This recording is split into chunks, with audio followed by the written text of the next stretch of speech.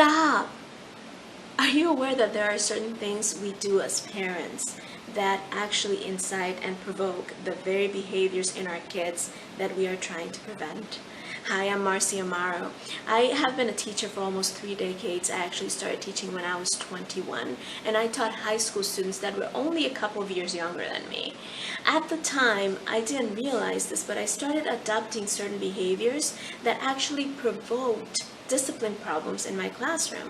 It wasn't until about 2 or 3 years into teaching that I stopped and I started to think, look, I've read all the books, I've implemented all the techniques, I've done everything that I need to do, so why is it that I'm still struggling?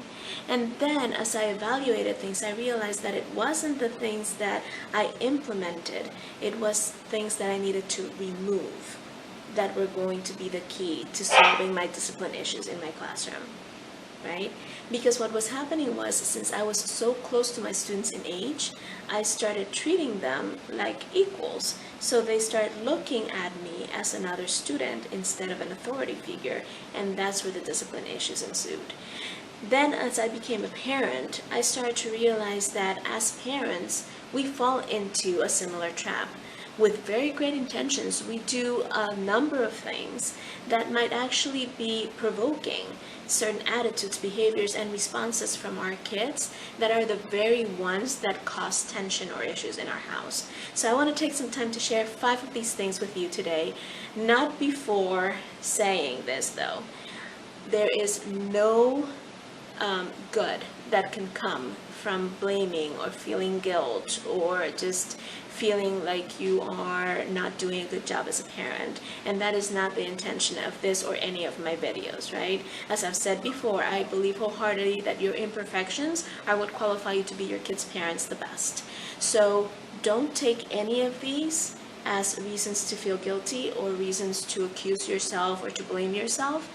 Take them as things to become aware of, so that you can maybe implement a few tweaks here and there, maybe shift some things around a little bit, and see if they yield great results, right? The results that you're looking for.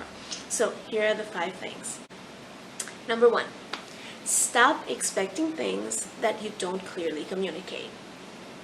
Have you felt like you have to tell your kids the same thing over and over and over and over and over again, and you fall into this nagging trap? Like, make your bed. Make your bed. Make your bed every single morning. Make your bed. Brush your teeth.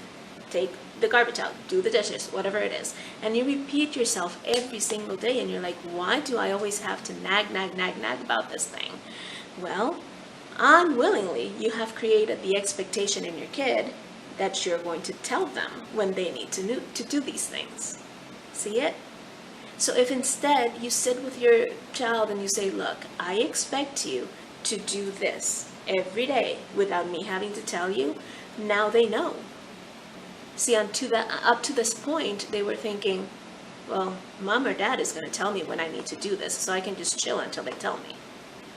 So shift from assuming that they know that because you tell them something all the time, it's what's expected of them, to actually telling them that it's expected. Yes? Number 2, and this is one that I still struggle with all the time, so I'm with you here. Stop trying to solve all your kids' problems or trying to keep them from failure. As parents, we tend to have what is sometimes called a righting reflex, right? We see something that's wrong, we see our kids hurt, and we just want to fix it right away. But in jumping in to fix it, we prevent our kids the experience of learning, growing, and figuring out how to resolve this thing, how to rise above it, how to grow from it. So let them make mistakes, let them struggle, let them fail. It's not a bad thing. Stop trying to keep them too close to the chest, right?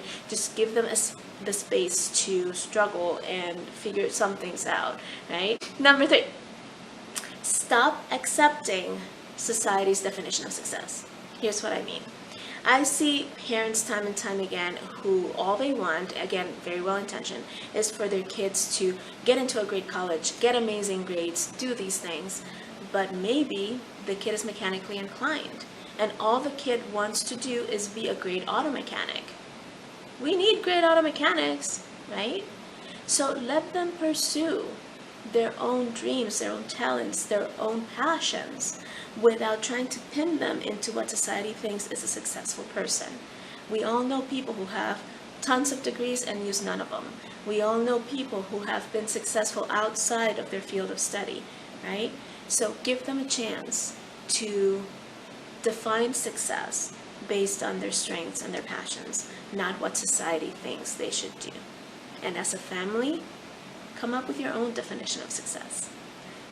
Number 4 is stop talking more than you listen. I think that's enough to say. That's enough said, right? We tend to talk too much and not listen enough. Every once in a while, our kids have something very important to say, and it is essential that we're able to listen and listen attentively, especially when they're going through something rough. And number 5, stop thinking that they don't need you as they grow older.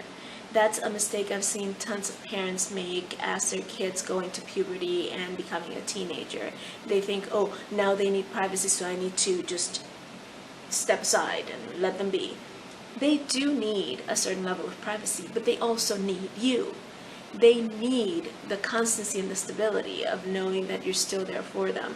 They need to know that you notice when they're not doing well. They need to know that you're still interested in their music and their movies and their friends. And they need to know that you do this out of the goodness and the great intentions of your heart and not just because you want a medal, right?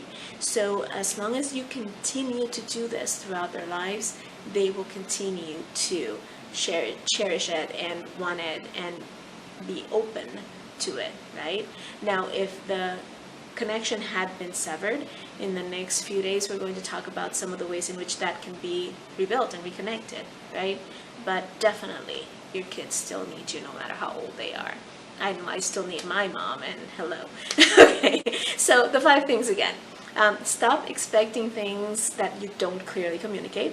Number 2, stop trying to solve all their problems or keep them from failing. Number 3, stop accepting what society says is success and make your own definition of success. Number 4, stop talking more than you listen. And number 5, stop thinking that they no longer need you as they get older.